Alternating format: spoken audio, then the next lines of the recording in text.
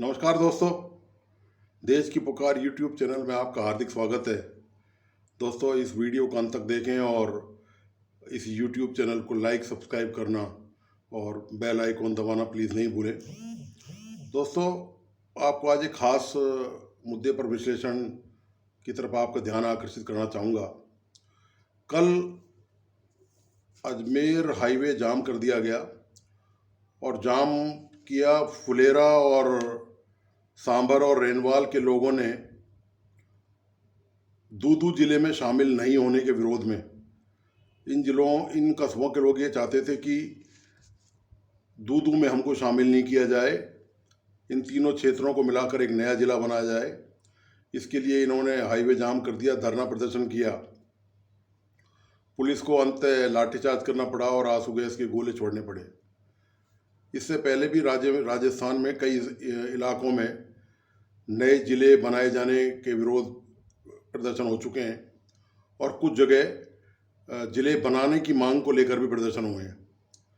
सवाल इस बात का है कि आपके सामने ये विश्लेषण का जो खास वजह है, जो कारण है, वो रखने का ये है कि ये जो विरोध कल हुआ है, इन तीनों क्षेत्रों के लोगों ने सड़कों पर उतर के विरोध किया है, इसका आपसे क्या संबंध है?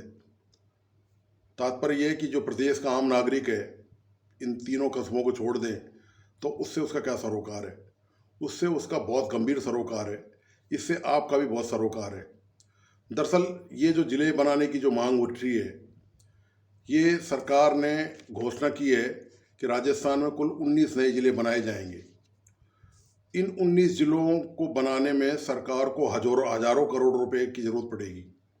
हर जिला मुख्यालय को जिला लेवल का बनाने के लिए उस पर जो आधारभूत ढांचा विकसित होगा, जिला कलेक्ट्रेट बनेगा, नया ऑफिस बनेगा, डीटीओ ऑफिस बनेगा, डीएसओ ऑफिस बनेंगे। ये जो तमाम जो ऑफिस बनेंगे, जो बिल्डिंग्स वहाँ खड़ी होंगी, जो अधिकारी वहाँ तैनात किए जाएंगे, उनके रहने सहने की वहाँ व्यवस्था की जाएगी, उनके लिए गाड़ी घोड़ों का इंतजाम किया जाएगा, नई भर्तियों के लिए नए कलेक्टर एसपी लगाए जाएंगे। ये जो तमाम प्रशासनिक प्रक्रिया होगी, उसमें टोटल सरकार को यदि अभी सरकार का चूंकि ऐसा कोई आंकड़ा नहीं आया है, लेकिन मोटा अनुमान ये है कि इसमें हजारों करोड़ रुपए खर्च होंगे। सवाल ये है कि 3 कस्बों के लोग मांग कर रहे हैं और उसका प्रभाव आप पर पड़ना है, जबकि आप जिस इलाके में रह रहे हैं वो ऑलरेडी हो सकता है जिला हो और वहाँ नए जिले की मांग नहीं हो, ना कम करने की जिले को और ना जिले में शामिल होने की। बावजूद भी इन जिलों का जो भार पड़ेगा, आर्थिक भार, उससे आप बच नहीं सकते। आपको ये बात पता होना चाहिए कि राजस्थान में जो विकास हो रहा है, तो ये कर्ज लेके घी पीने वाली प्रक्रिया है। प्रत्येक व्यक्ति कर, यानी कि आप ये जो वीडियो देख रहे हैं, जो ये विषय सुन रहे हैं, आप पर कुल 65,541 रुपये का कर्जा है। ये आपको चुकाना है। आप इस भरोसे में नहीं रहे कि इसको कोई और चुकाएगा आपके घर, लेकिन इसका कोई नोटिस नहीं आएगा चुकाने का। ये आपकी जेब इस तरह से काटी जाएगी कि आपको पता भी नहीं चलेगा। मतलब सरकार मार भी मारेगी और दर्द का एहसास भी नहीं होने देगी। ये विभिन्न टैक्सों के जरिए ये पैसे धीरे धीरे करके आपसे वसूल किए जाएंगे। ये एक दिन में वसूल नहीं किए जाएंगे। और ये जो कर्जा है, ये 2019 से और 2023 तक, वर्ष 2023 तक 20 कर्जे में 20,481 रुपये की बढ़ोतरी हुई है। यानी कि अब ये टोटल कर्जा जो आपको चुकाना है, राजस्थान के प्रत्येक नागरिक पर 65,541 रुपये का कर्जा है। ये आपको चुकाना ही चुकाना है, इससे आप बच नहीं सकते। और अभी जो घोषणाएं हुई हैं पिछले दिनों, जो चुनाव के कारण कांग्रेस की गहलोत सरकार ने जो घोषणाएं की हैं, जो बिजली फ्री देने का मामला है, आपको ध्यान होगा, एक विश्लेषण में मैं पहले इसकी व्याख्या कर चुका हूँ। 80,000 करोड़ का जो भार पड़ेगा वो ये फ्री बिजली देने वाले जो घोषणा है उससे पड़ेगा। तो आपको क्या लगता है कि आप फ्री बिजली लेंगे, आपके 1,000-2,000 रुपये महीने बच रहे हैं, तो आपके मज़े हो गए? ऐसा नहीं है। इस मज़े की सज़ा आपको ज़रूर मिलेगी और आप इसको भुगतने के लिए तैयार रहें। ये जो 80,000 करोड़ का भार है, ये आपकी जेब पर पड़ेगा। सरकार दूसरे माध्यमों से, विभिन्न टैक्सों के जरिए वो पैसा आपसे वसूल करेगी। सरकार के पास पैसा है कहाँ? सवाल ये है कि सरकार के पास जो पैसा आता है वो आपसे ही तो आता है। आप जो टैक्स चुकाते हैं उसी से सरकार चलती है।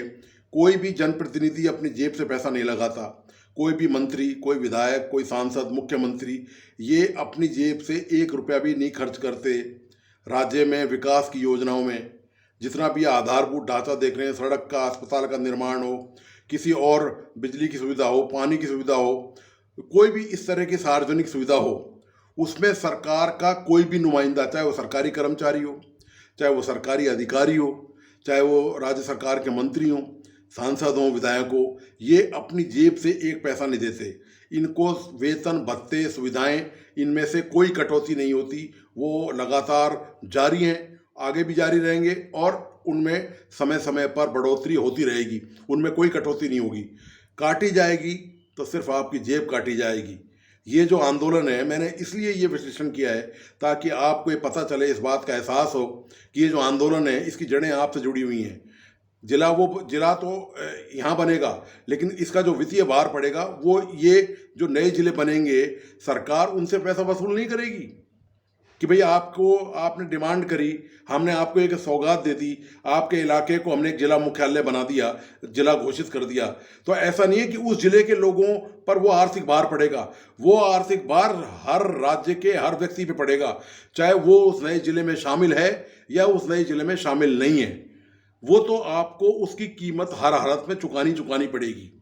तो ये जो भी ये जो लोक लुभावन जो योजनाएं जो सरकार सत्ता में रहती है, चाहे वो कोई भी हो, चाहे वो भारतीय जनता पार्टी हो, चाहे कांग्रेस हो, जो वो घोषणाएं करती हैं तो वो उसका आर्थिक हिसाब किताब ये सोचती हैं कि बाद में निपट लेंगे, एक बार सत्ता में आएंगे तो लोगों से वसूल कर लेंगे, क्योंकि वसूली तो आपसे ही होनी है।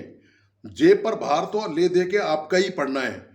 यदि आप इस बात से निश्चिंत हैं तो बहुत अच्छी बात है, खुश रहने की बात है, आप आराम से खुश रह सकते हैं।